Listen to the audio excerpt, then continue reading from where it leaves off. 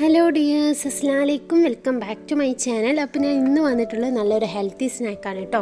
കുട്ടികൾക്കും വലിയവർക്കൊക്കെ ഒരേപോലെ ഇഷ്ടപ്പെടുന്ന നല്ലൊരു റെസിപ്പിയാണ്. അപ്പോൾ നിങ്ങൾ സ്കിപ്പ് ചെയ്ത് വീഡിയോ ഫുള്ളായിട്ട് തന്നെ കണ്ടു നോക്കുക. അതിന് മുൻപ് എൻ്റെ ഈ ചാനൽ പുതുതായി കാണുന്നുണ്ടെങ്കിൽ ഒന്ന് സബ്സ്ക്രൈബ് ചെയ്യാനും അതുപോലെ തന്നെ നിങ്ങൾക്ക് ഈ വീഡിയോ ഇഷ്ടമാണെങ്കിൽ ഒന്ന് ലൈക്ക് ചെയ്യാനും ഷെയർ ചെയ്യാനും മറക്കല്ലേ. എന്നാൽ നമുക്ക് വേഗം തന്നെ റെസിപ്പിയിലേക്ക് കടന്നാലോ. അപ്പോൾ അതിനായിട്ട് ആദ്യം തന്നെ ഞാൻ ഒരു പാത്രത്തിലേക്ക് ഗോതമ്പ് പൊടിയാട്ടോ ചേർത്ത് കൊടുക്കണത്. ഇതൊരു 2 ഗ്ലാസ്സോളം പൊടി ഞാൻ ഇട്ടിട്ടുണ്ട്. ഇനി ഇതിലേക്കൊരു 1/4 ടീസ്പൂണ് ചെറിയ ജീരകമാണ്, പിന്നെ ഒരു 1/4 ടീസ്പൂണ് ഏലക്ക പൊടിയും കൂടി ചേർക്കുന്നുണ്ട് കേട്ടോ.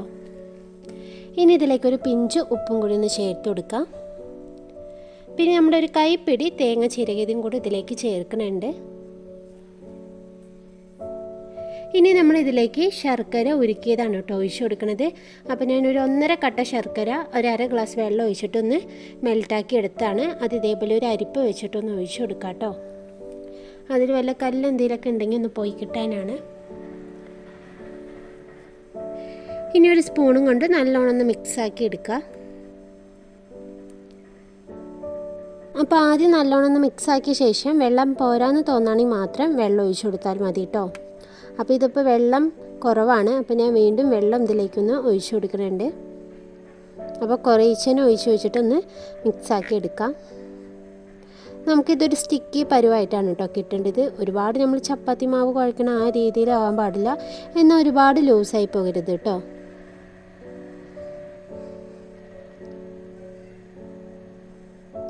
അങ്ങനെ ഇതിലേക്ക് ഞാനൊരു 3/4 ഗ്ലാസ്സോളം വെള്ളം ഒഴിച്ചിട്ടുണ്ട് കേട്ടോ. കുറേശ്ശേനെ ഒഴിച്ചിട്ടൊന്ന് മിക്സാക്കി എടുത്തേക്കാണ്.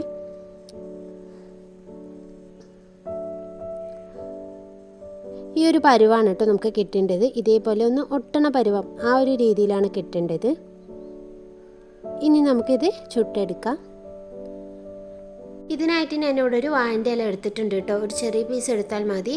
ഇനി അതിലേക്ക് മാവ് വെക്കണ മുൻപ് കുറച്ച് വെളിച്ചെണ്ണ എന്തെങ്കിലും ഒന്ന് പുരട്ടി കൊടുക്കാം കേട്ടോ. അതിനുശേഷം നമ്മുടെ കയ്യിൽ ഒരു അത്യാവശ്യം വലുപ്പമുള്ള ഒരു ബോൾസാക്കി എടുത്തിട്ട് വെള്ളത്തിലൊന്ന് കൈ മുക്കിയിട്ട് ഇതേപോലെ തന്നെ ഒന്ന് പ്രസ് ചെയ്ത് കൊടുക്കുക. അങ്ങനെയാണ് നമ്മുടെ കയ്യിൽ ആ മാവ് ഒട്ടിപ്പിടിക്കില്ല കേട്ടോ. ജസ്റ്റ് വെള്ളത്തിലൊന്ന് കൈ മുക്കിയിട്ട് ഇതേപോലെ പ്രസ് ചെയ്ത് കൊടുത്താൽ മതി. അപ്പോൾ ഷേപ്പ് എങ്ങനെയായാലും കുഴപ്പമില്ല കേട്ടോ, അതൊന്ന് പ്രസ് ചെയ്തെടുത്താൽ മതി. ഇനി ഇത് നമ്മൾ നേരെ പാനിലേക്ക് ഇട്ട് കൊടുക്കുകയാണ് കേട്ടോ. അപ്പോൾ ഇവിടെ ഒരു ദോശ പാന് ഞാനിവിടെ ചൂടാക്കാൻ വെച്ചിട്ടുണ്ട്. അതിലേക്ക് കുറച്ച് വെളിച്ചെണ്ണ ഒന്ന് പുരട്ടി കൊടുത്തിട്ടുണ്ട് കേട്ടോ. എന്നിട്ട് ഈ വാഴയില ഇതേപോലെ തന്നെ ഒന്ന് അതിൻ്റെ മുകളിലേക്ക് തട്ടി കൊടുത്താൽ നമ്മുടെ അപ്പം അതൊന്ന് വിട്ട് കിട്ടും കേട്ടോ. ഇനി ഇതൊന്ന് മൂടി വെച്ചിട്ട് ഒരു സൈഡ് വേവിച്ചെടുക്കാം. ഇനി ഇതിലേക്ക് കുറച്ച് ഞാൻ നെയ്യും കൂടി ഒന്ന് സ്പ്രെഡ് ചെയ്ത് കൊടുക്കുന്നുണ്ട്. നെയ്യ് ചേർക്കുമ്പോൾ നല്ലൊരു മണവും ടേസ്റ്റാണ് കേട്ടോ. ഇനി നെയ്യില്ലെങ്കിൽ വെളിച്ചെണ്ണ തേച്ചാലും മതി. ഇന്നൊന്ന് അപ്പുറത്തെ ഭാഗം കൂടി ഒന്ന് മറിച്ചിട്ടിട്ട് ഒന്ന് മൂടി വെച്ച് വേവിക്കാം കേട്ടോ.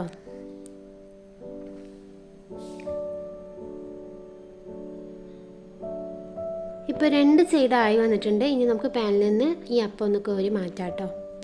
അപ്പോൾ ഇനി വാഴൻ്റെ ഇല ഇല്ലാത്തവർക്ക് ഈ ഒരു മെത്തേഡും കൂടി ചെയ്യാം.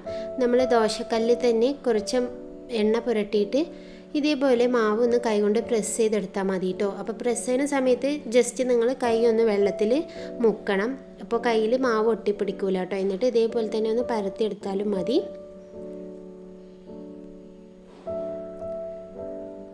ഇനി ഇതൊന്ന് മൂടി വെച്ചിട്ട് അതിലേക്ക് വെളിച്ചെണ്ണയോ നെയ്യ് എന്തെങ്കിലുമൊക്കെ ഒന്ന് പുരട്ടിയിട്ട് 2 സൈഡും ഒന്ന് മീഡിയം ഫ്ലെയിമിൽ വെച്ചിട്ടൊന്ന് കുക്ക് ചെയ്തെടുക്കാം കേട്ടോ.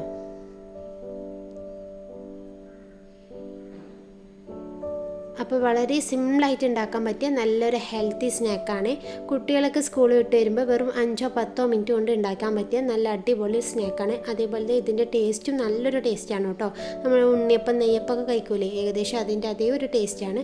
അപ്പോൾ നിങ്ങൾക്ക് എല്ലാവർക്കും ഈ റെസിപ്പി ഇഷ്ടമായെന്ന് വിചാരിക്കുന്നു. ഇഷ്ടമാണ് എന്താണെങ്കിലും ട്രൈ ചെയ്തിട്ട് നിങ്ങളുടെ ഫീഡ്ബാക്ക് അറിയിക്കാൻ കൂടി മറക്കല്ലേ.